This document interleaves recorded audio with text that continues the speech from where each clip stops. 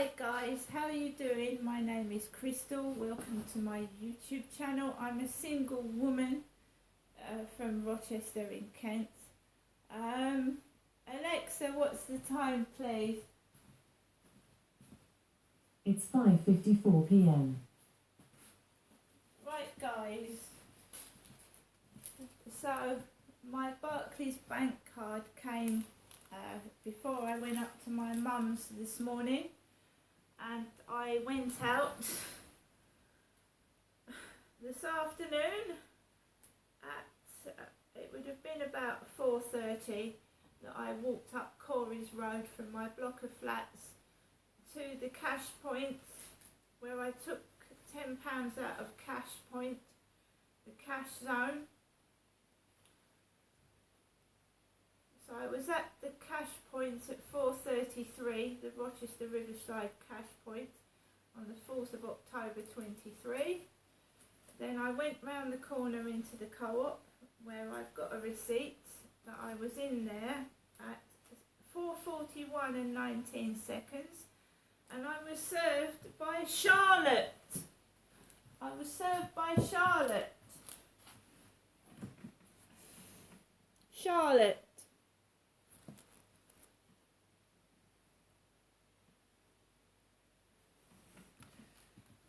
My mum, I took £10 out of the cash point.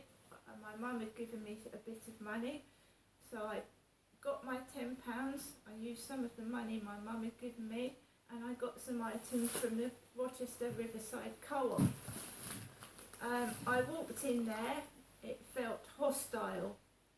As soon as I went in that door, something didn't feel quite right. It felt like I was being bullied, victimised, and a woman came in on her mobile, young woman, started yapping on her mobile. I felt like I was being taken the piss out of, to be quite honest, to be fair. Then there was a hooded man by the pastries, with a hood over his head, a green hooded coat. And I walked past him, and I was just browsing the items to buy. I was quiet. I didn't have a mobile phone in my pocket. I'd gone into the co-op without any cameras, without any phones. So I didn't tape anybody or anything. And this guy with the green coat turned round, and I thought he was going to slap me in the face. Or he was on drugs, because he stared at me, and he stared at me for a fair few seconds, and then he turned his head round and he went to one of the carded tills. And there are cameras in the co-op, and I've got a receipt. He did that to me. I've got no tattoos at all. I've never had a tattoo. So now I'm going to show you my shopping. Okay. So we have some sweet sour cream and onion Pringles. We have an original Ginsters Cornish pasty. Remember, I was hungry this morning. I'd had no breakfast. I was really hungry. Jelly babies. 2 packets of thin sliced honey roast ham. No, this is thin sliced honey roast ham. This is outdoor bread, thin sliced cooked ham. British cream sticky toffee puddings. British cream sticky toffee puddings.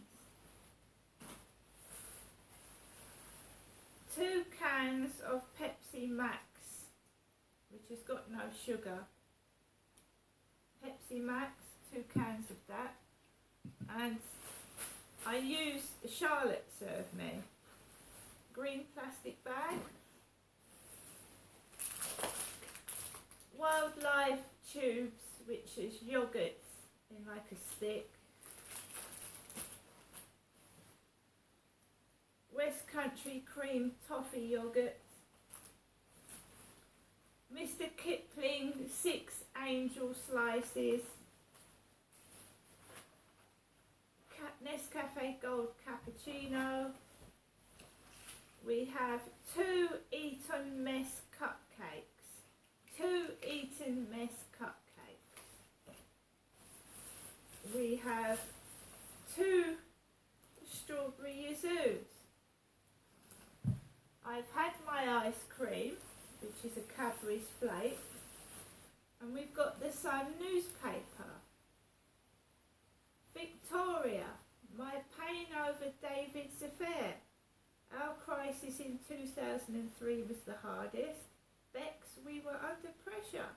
Victoria Beckham has opened up for the first time about the pain she felt in the wake of husband David's alleged affair. So David Beckham and Victoria Beckham are on the front page of today's Sun. In 2003, I personally was living in Gloucestershire with my ex-husband in 2003. I'm divorced now and living on my own.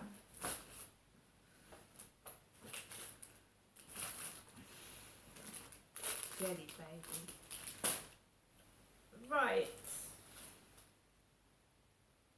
We also got some carnations, pink ones.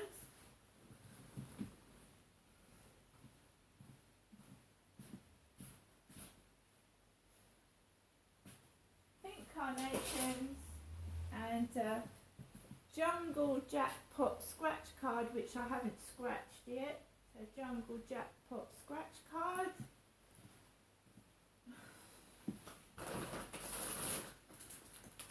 And there's your spray carnations.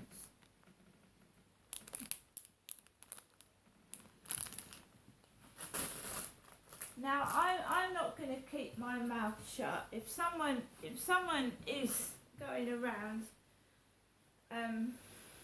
touching women inappropriately, I'm going to speak out so that that person doesn't do it to other women. I'm not going to be intimidated. I'm not going to be silenced, and I'm not going to go in the co-op when a woman in there held that bloke's hand and was encouraging his behaviour, right? So I saw the lady that works in the co-op sat on the bench this morning, and I stayed away. I'm being sexually victimised. Someone is sending me very, very bad, inappropriate pictures, which I am going to have to send to the police, because it's not normal to do that. That's weird. That's just weird. It's a pervert. It's a sexual pest and a predator, and they need to be stopped before they... I'm an older woman, but if they're doing that to younger women, that can actually damage their mental health. If you don't speak up about it, it won't stop. I am not a sex toy. Neither have I ever been a prostitute. Ever. My money is benefit money, and when I've worked for the civil service as a bankruptcy clerk, right? And I've had other jobs in the past. I have never, ever been a prostitute. Now that's just someone that's jealous and spiteful, spreading malicious rumours. And you can go to prison for that. You can.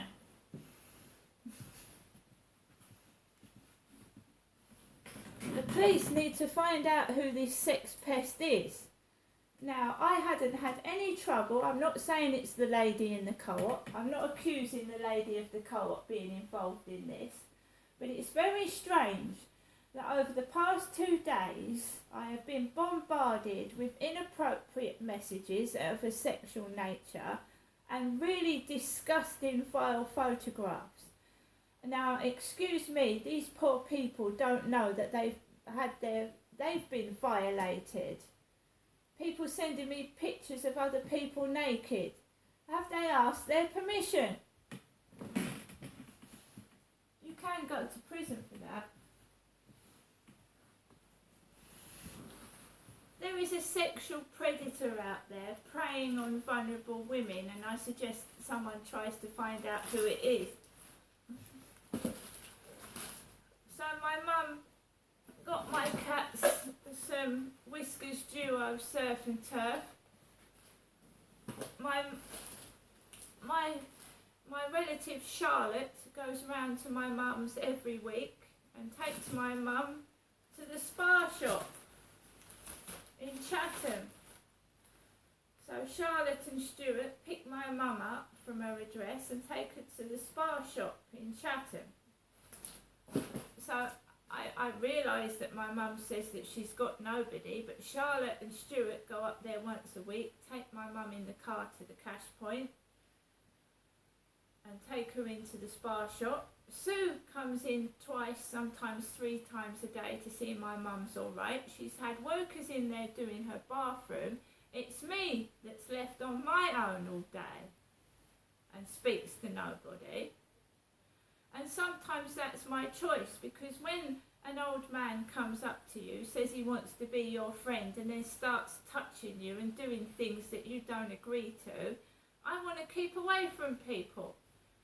It's made me shy away from people, what he did to me. It makes me think that everybody that wants to talk to me wants to put their hands on me and abuse me, and I don't like it. I'm not other people's property. And everybody, right, all right, stick your bums up at me. It's very funny. It's really funny. But if someone touched your relative, touched your daughter, touched your wife, touched your grandmother, I'm sure you'd feel the same as the way I do. It's horrible. That's certainly not being a chaperone to somebody. And my mum gave me a takeaway leaflet which came from Bachelor Street, Chatham. And that's what that guy said he was, a bachelor. A bachelor, and he didn't ever want to get married or be with a woman, so why the hell was he touching me?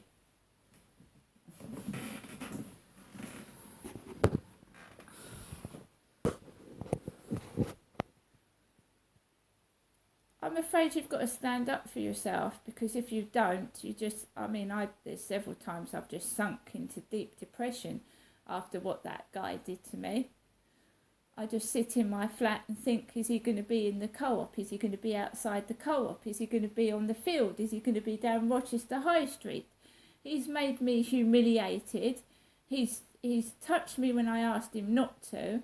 And I'm the one that's I'm the one in the wrong, am I? I'm the one. I don't care if I'm sent to Coventry. I don't care if I'm on my own. At least he's not touching me. See you later.